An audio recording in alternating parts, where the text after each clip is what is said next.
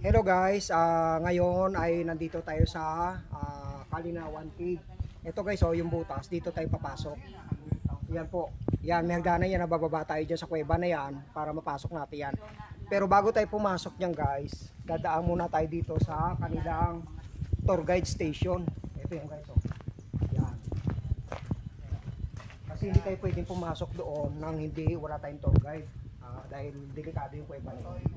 Dito guys, kailangan natin dito sa kanila mag-logbook para meron tayong record. Pagkatapos natin mag-logbook guys, kukuha tayo ng helmet, magsusuot tayo ito ng helmet para protection sa ulo natin dahil mabato doon. Maraming stalagmite doon sa loob ng ng kuweba. Baka tamaan tayo sa ulo.